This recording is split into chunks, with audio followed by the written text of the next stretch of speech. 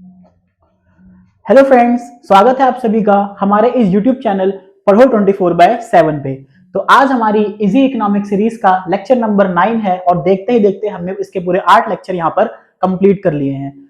तो आज की सीरीज में हम एक न्यू टॉपिक स्टार्ट करने जा रहे हैं जो कि है आपका सप्लाई।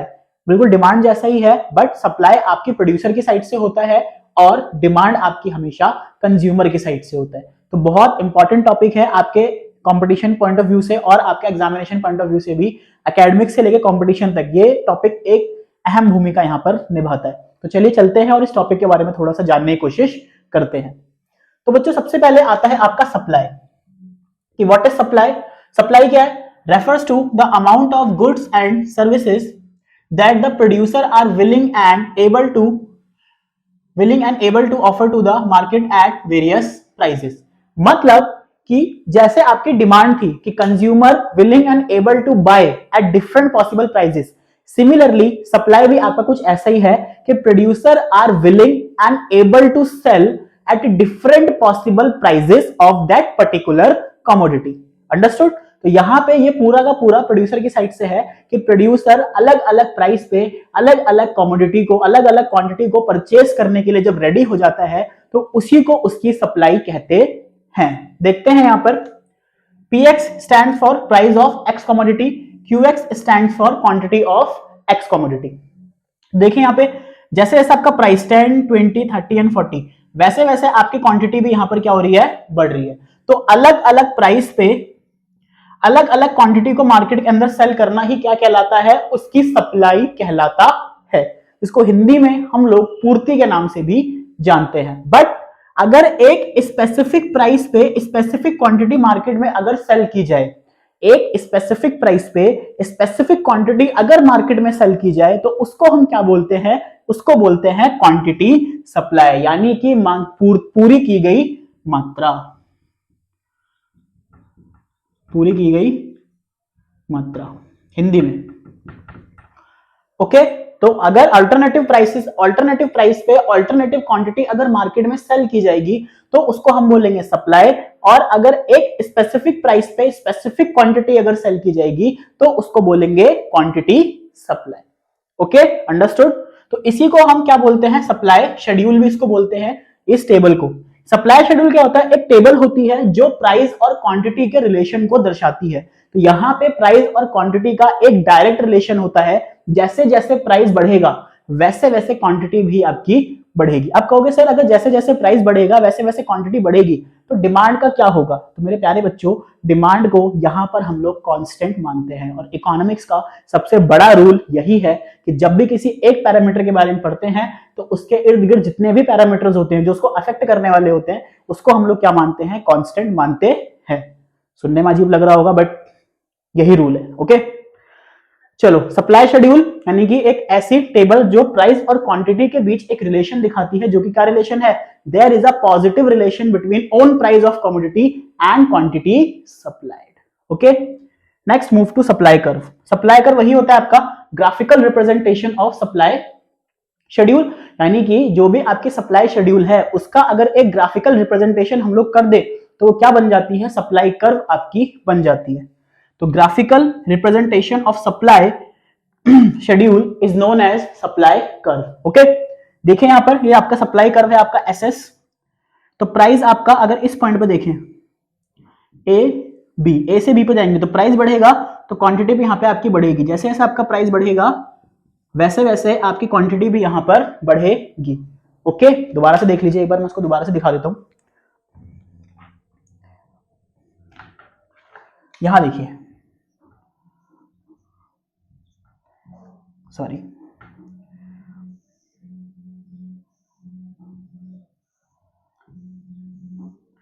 तो जैसे जैसे प्राइस आपका बढ़ रहा है वैसे वैसे क्वांटिटी भी आपकी क्या हो रही है?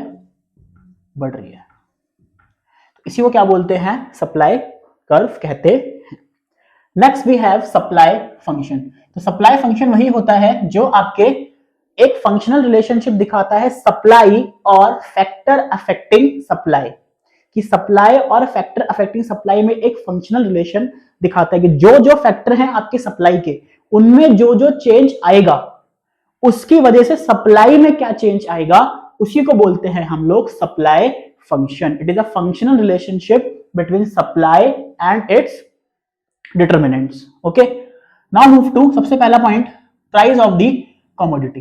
तो प्राइस ऑफ द कमोडिटी हम own price of the commodity भी कहते हैं। इसका मतलब कि जैसे जैसे वस्तु का प्राइस बढ़ेगा वैसे वैसे इसकी सप्लाई भी यहां पर बढ़ेगी। क्यों? क्योंकि प्रॉफिट, जो प्रोड्यूसर का प्रॉफिट है वो प्रॉफिट मार्जिन धीरे धीरे बढ़ता चला जाता है और प्रोड्यूसर का इक्विलिब्रियम ही कहां होता है, जहां पे हाईएस्ट प्रॉफिट उसका होता है। लेक्चर नंबर 1 में मैंने आपको बताया था कि कंज्यूमर का इक्विलिब्रियम, मैक्सिमम सेटिस्फेक्शन, प्रोड्यूसर का मैक्सिमम प्रॉफिट एंड सोसाइटी का मैक्सिमम वेलफेयर। ओके, तो प्रोड्यूसर कहां जाएगा, अपने प्रॉफिट की तरफ भागेगा। तो price of the commodity that means क्या है कि जैसे जैसे प्राइस बढ़ेगा वैसे वैसे इसकी सप्लाई भी यहां पे बच्चा क्या होगी, बढ़ती चली जाएगी। Okay, next, change in technology. अब देखिए टेक्निक हमारे पास दो होती हैं, एक होती है अपडेटेड और एक होती है outdated.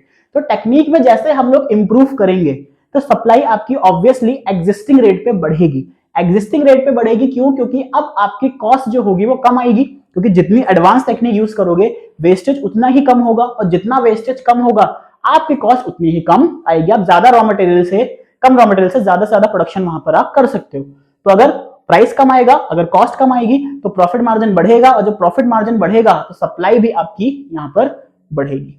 Next, change in price of inputs. Inputs आपके वही होते हैं जैसे आपके लैंड, लेबर, कैपिटल, अगर इनमें चेंज होगा, अगर लैंड, लेबर, कैपिटल, अगर इनपुट प्राइस आपके बढ़ेंगे तो एग्जिस्टिंग रेट पे सप्लाई क्या होगी, आपकी कम हो जाएगी, और अगर इनपुट प्राइस आपके घटेंगे तो एग्जिस्टिंग रेट पे सप्लाई क्या होगी, आपकी बढ़ जाएगी। क्यों? क्योंकि प्रॉफिट मार्जिन इस केस में आपका बढ़ जाता है।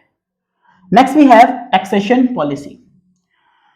अगर भैया गवर्नमेंट ने टैक्स लगा दिया, अगर ज्यादा से ज्यादा हम पे टैक्स लगा दिया तो प्रोड्यूसर को भैया टैक्स ज्यादा देना पड़ेगा, और जब टैक्स ज्यादा देना पड़ेगा तो प्रॉफिट का हिस्सा क्या हो जाएगा वहां पर, कम, और जब प्रॉफिट कम तो सप्लाई भी कम। और अगर टैक्सेशन कम करेगी, सब्सिडी देगी हमको, तो क्या होगा वहां पर, प्रॉफिट ज्यादा, और प्रॉफिट ज्यादा तो सप्लाई भी ज्यादा।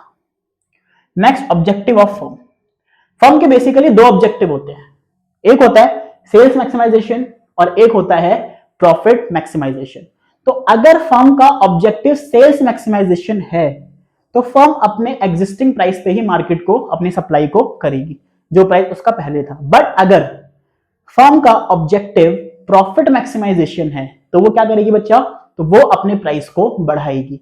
फॉर एग्जाम्पल, अगर 20 रुपए का सामान प्रोड्यूसर बेचती है जिसमें से उसको प्रॉफिट होता है 10 रुपए का, अब अगर उसको प्रॉफिट बढ़ाना है तो क्या करेगी, मान लो उसको 40 रुपए में बेच रही है, तो अब यहाँ पे प्रॉफिट कितने का हो गया, 30 रुपए का। तो प्रॉफिट मार्जिन अगर बढ़ाना है तो प्राइस को यहां पर बढ़ाना पड़ेगा। Okay, next we have number of firms. तो number of firms is directly proportionate to supply. How? जैसे जैसे नंबर ऑफ फर्म्स आपकी इंडस्ट्री में बढ़ेंगे, सपोज करो एक इंडस्ट्री में, एक पर्टिकुलर एरिया पे एक ही इंडस्ट्री है जो एक बार में 50 खिलौने बनाती है, और 50 खिलौने हम मार्केट में क्या कर देते हैं, सप्लाई कर देते हैं। अगर नंबर ऑफ फर्म्स आपके बढ़ जाते हैं, अब वहां पे मान लो 10 इंडस्ट्री हो जाती है, तो एक इंडस्ट्री कितनी बना रही थी, 50, तो 10 इंडस्ट्री कितने बनाएंगे, 500। तो जैसे ही आपका प्रोडक्शन कैपेसिटी बढ़ा, सप्लाई भी आपकी क्या होगी, बढ़ेगी। तो number of firm is always directly proportionate to supply. जैसे जैसे आपकी सप्लाई, नंबर ऑफ फर्म्स आपकी बढ़ेगी, आपकी प्रोडक्शन कैपेसिटी बढ़ेगी, और प्रोडक्शन कैपेसिटी बढ़ेगी तो आपकी सप्लाई भी यहां पर बढ़ेगी। ठीक है, आई थिंक आपको सब कुछ समझ में आ जाना चाहिए। आज का वीडियो थोड़ा सा शॉर्ट है क्योंकि हमने जस्ट एक इंट्रोडक्शन पढ़ा है। नेक्स्ट क्लास में हम लोग यहाँ पे पढ़ेंगे मूवमेंट अलोंग, शिफ्टिंग अलोंग, और आगे आगे अपने लेक्चर को प्रोसीड करते चले जाएंगे। तो वीडियो अगर पसंद आई तो लाइक कीजिए, शेयर कीजिए, सब्सक्राइब कीजिए, एंड अपना फीडबैक देना ना भूलिए। Thank you so much and have a nice day.